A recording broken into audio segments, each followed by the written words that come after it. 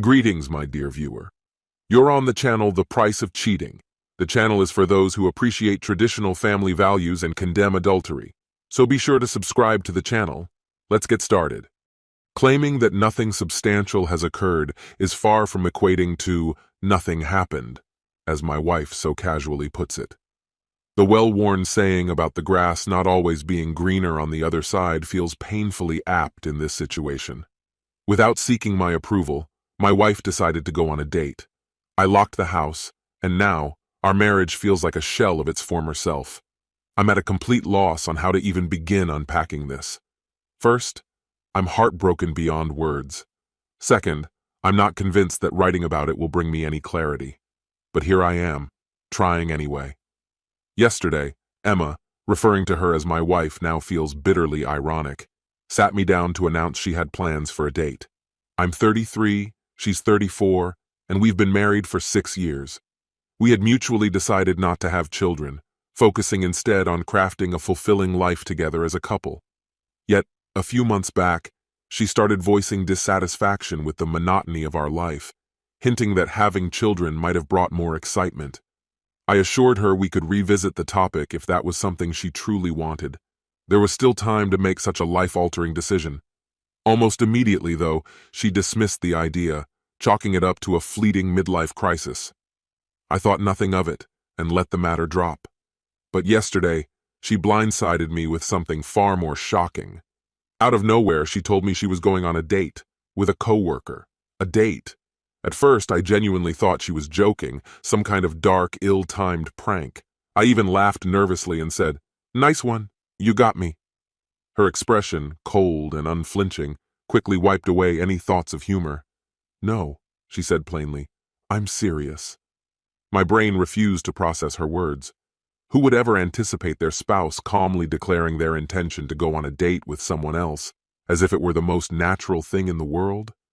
For a full 10 minutes, I genuinely thought she had to be messing with me. When I finally found the words to respond, I asked her why she'd suddenly made this decision. She explained without a hint of remorse that our life had grown too predictable and she wanted to do something exciting. Her solution? A dinner date with her coworker? She brushed off my shock with a casual shrug, labeling it just dinner and not a big deal. I couldn't believe what I was hearing. She went on to justify her actions, reminding me of her earlier complaints about our monotonous routine and our failed attempts to spice things up. I countered by pointing out the changes we'd made: weekly date nights, planned weekend trips every few months, even trying some of her more unconventional suggestions. Her response was to yell that all our efforts still felt boring and uninspired. Then she began telling me about her coworker, Sylvester, who had confided in her about similar frustrations in his own marriage. Apparently, after numerous discussions, the two of them had come up with this genius idea: to go on a casual date and see if it brought any excitement. I was floored. I asked if she realized how absurd and inappropriate her plan sounded. She dismissed me yet again, reiterating that it was just dinner and insisting I was overreacting. When I pressed her on why she was even calling it a date, she sighed heavily and claimed she was trying to be honest with me and hadn't expected such a dramatic response. Our conversation escalated quickly, turning heated. She eventually cut it short, saying she was running late and needed to get ready. I could barely believe her audacity. "Are you seriously still going?" I asked, dumbfounded. She shot back with an almost mocking tone. "Yes, I'm going, and I'm done discussing this."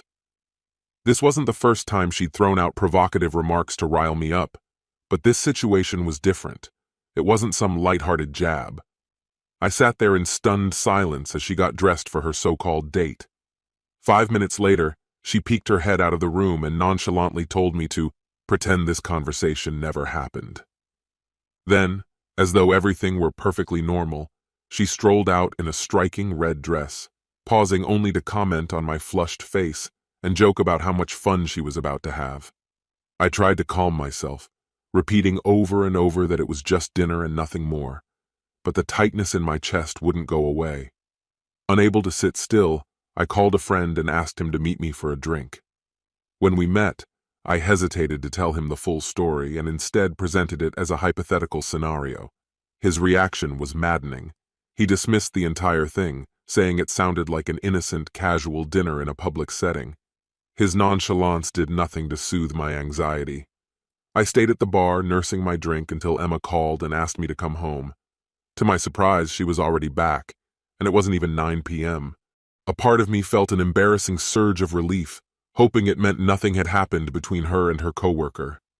As pathetic as it sounds, I was genuinely happy she was home.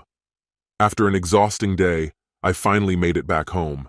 She darted toward me and wrapped me in a fierce hug, yet my mind was elsewhere. A nagging feeling told me she might be concocting some elaborate story, perhaps just to mess with my head or test my patience. You know how unpredictable women can be. I asked her directly, "What's going on?" She motioned for me to take a seat and launched into an animated explanation. Her words spilled out, brimming with excitement. She described her date as exhilarating, saying it had awakened a part of her she hadn't felt alive in years. She confessed that they were already planning a weekend trip together. My head spun. What was happening? Was I losing my grip on reality? I leapt to my feet, frustration and anger bubbling over. She grabbed my hands, her attempt to soothe me futile. She insisted it was all harmless, a way to reignite the spark in her own life. "Don't you want me to feel like myself again?" she asked. "To be the old Emma, full of life and energy? Just 2 hours with him brought me halfway back to that." She pressed on. "You know I love you. This is only going to make our relationship stronger." My voice shook with disbelief as I shot back. "Let me get this straight. You're planning to sleep with this guy over the weekend, and you think that's somehow going to help our marriage?" Unfazed, she nodded. "Exactly," she said. My self-control slipped further. I demanded to know if they'd already slept together. Fury surged through me, but I held back. She stepped closer, swearing that nothing physical had happened yet, but admitted she was committed to the trip. She claimed it wasn't about love or betrayal. It was about fulfilling a fantasy she had been holding on to. The boldness of her words floored me. She leaned in closer and whispered, "Talking about this makes me so turned on. Do you want to feel it?" That was it. My anger exploded and I shouted, asking why she hadn't already gone through with it if that's what she wanted. She yelled back, saying they were building anticipation for the weekend. Her determination was unrelenting. No matter how much I protested, she was resolute in her decision. I couldn't stand another second in that house.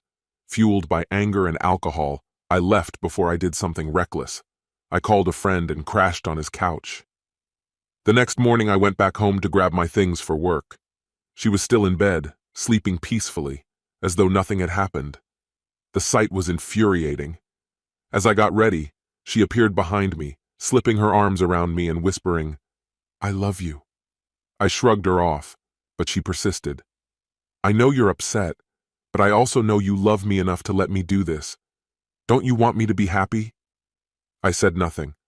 I simply walked out the door, feeling hollow and shattered. The thought of Saturday, her day with him, consumed me. I knew our marriage couldn't survive this. Even if there had been a chance to salvage it, I no longer wanted to.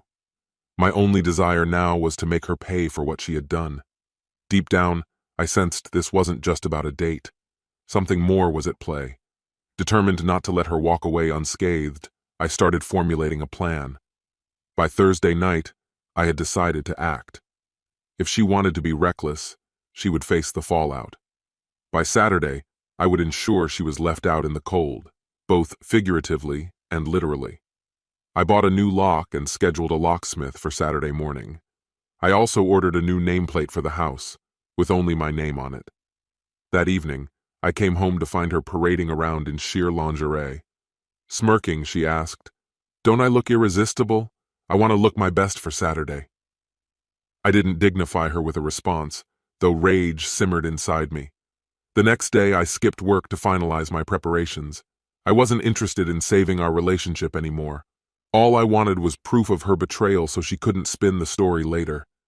Secretly, I began recording her as she continued to defend her actions. "So, you're really going through with this, even knowing how I feel about it?" I asked, pushing for clarity. She traced her fingers over my lips and laughed. "What's the big deal? I love you and this is just a bit of fun. Think of it like you going fishing or playing golf. It's no different." I pressed harder. You're saying you're okay with sleeping with your coworker knowing it'll destroy me? She didn't hesitate. Yes, she said. It's just intimacy. I'm not falling in love and leaving you. I love you, but I want to live life to the fullest and experience everything I've dreamed of. Her words left me disgusted, but I let her keep talking for the sake of the recording. The more she justified her plans, the more I realized how far gone she was. Later, I shared everything with my friend for the first time. I laid it all bare, every painful detail. He was stunned, but supportive. By the end of our conversation, I had made up my mind. I was done with her. I was ready to end the marriage. He referred me to a lawyer who had helped his uncle through a tough divorce. By the time I returned home, my plan was fully in motion. She lay comfortably in bed while I grabbed a blanket and a pillow. "Where are you going?" she asked, her voice uncertain. I didn't hesitate to reply sharply. "Why do you even care?" Her gaze lingered on me, searching. "Do you remember the promises we made? The one where we swore never to spend a night apart?" I slammed the pillow down onto the bed, my frustration boiling over. "Oh, we're talking about promises now? Great. How about the one where we vowed to stay loyal to each other, or does that one not count anymore?" She let out a deep sigh, muttering something under her breath about me being unreasonable before turning her back to me. I couldn't bring myself to share a bed with someone whose thoughts wandered to another man while lying beside me. Gathering my things, I moved to the couch. On Friday night, she spent hours getting ready, fussing over her appearance and meticulously packing for her weekend trip.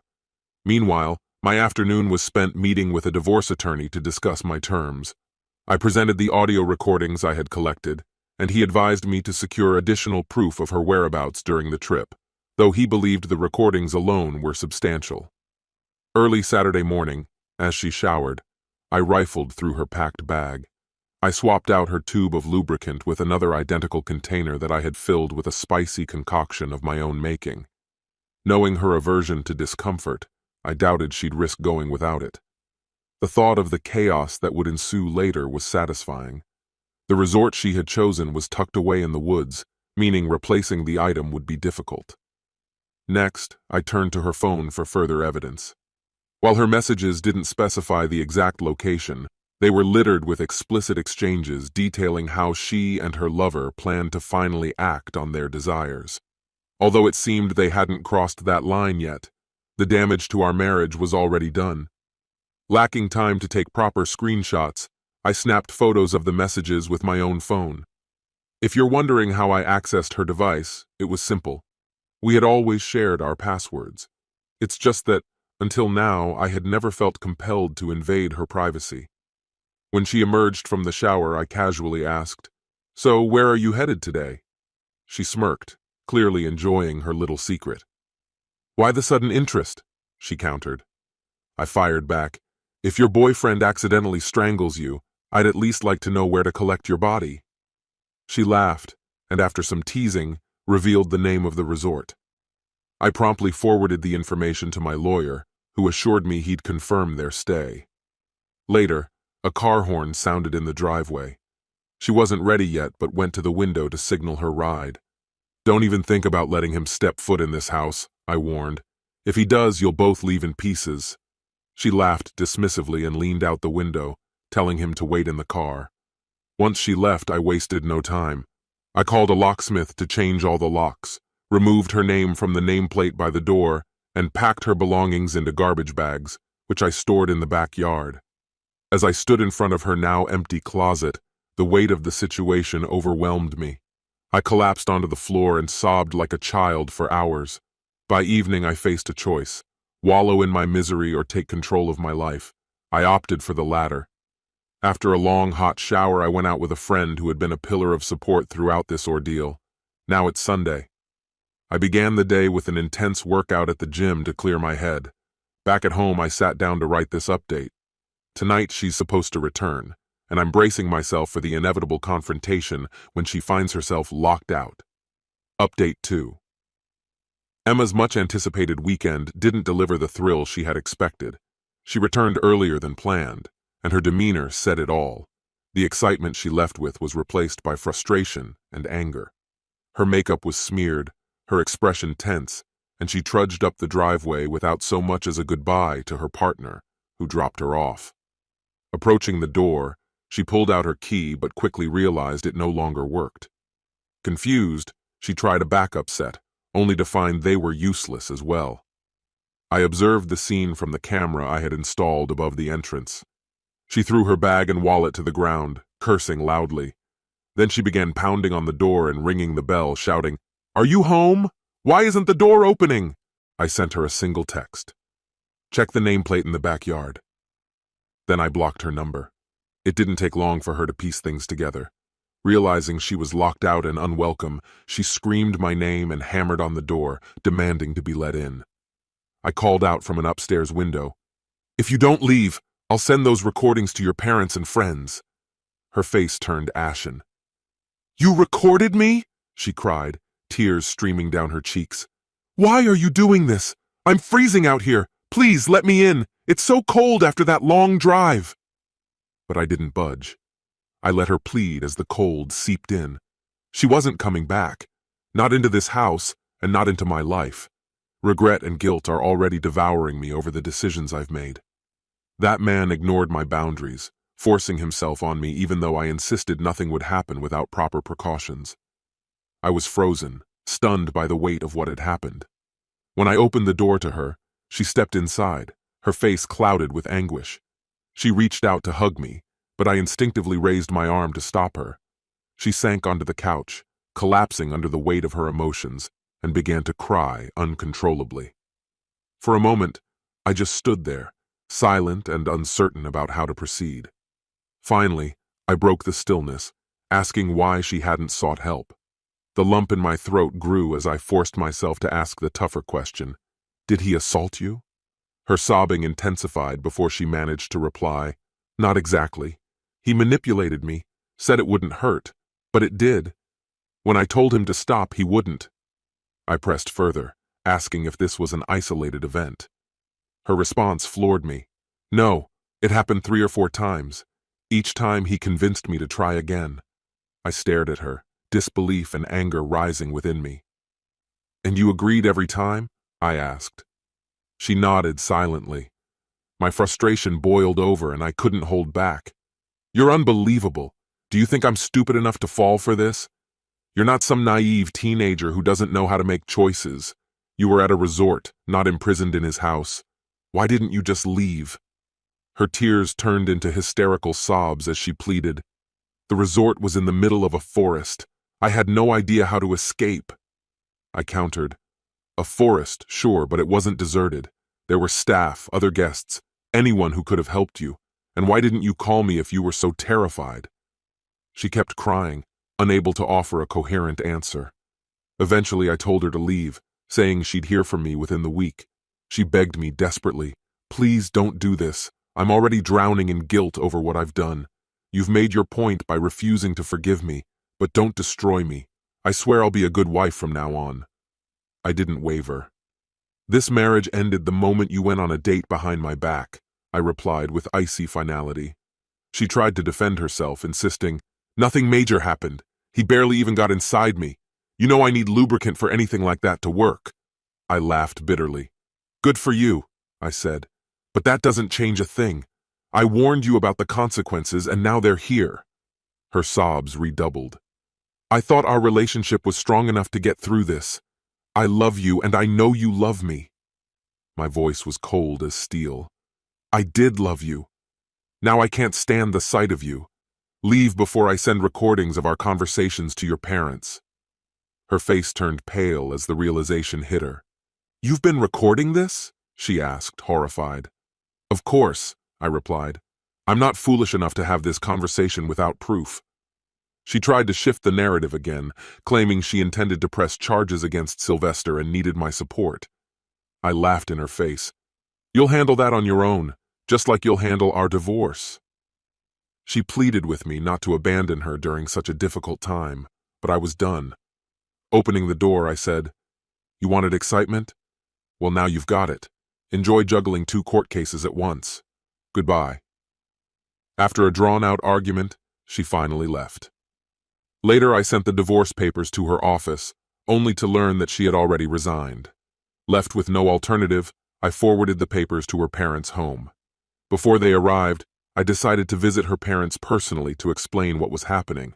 They had always treated me with kindness, and I felt they deserved to hear the truth from me first. When I arrived alone, they immediately asked where Emma was. I answered bluntly, telling them we were divorcing and that I didn't know where she had gone. Their concern was evident. I offered a vague explanation. She had gone out with a colleague against my wishes, and I couldn't forgive her. Her mother called Emma on the spot, and she claimed to be staying with her best friend, Olivia, promising to return by the weekend. Knowing Olivia's reputation as Emma's confidant, her mother called to confirm the story. Olivia reassured her that Emma was safe, but deeply upset. Hearing this brought me a strange mix of relief and detachment. As my anger began to subside, I couldn't ignore the small pang of worry for her. Quitting her job and paying such a steep price for her choices didn't mean I could welcome her back.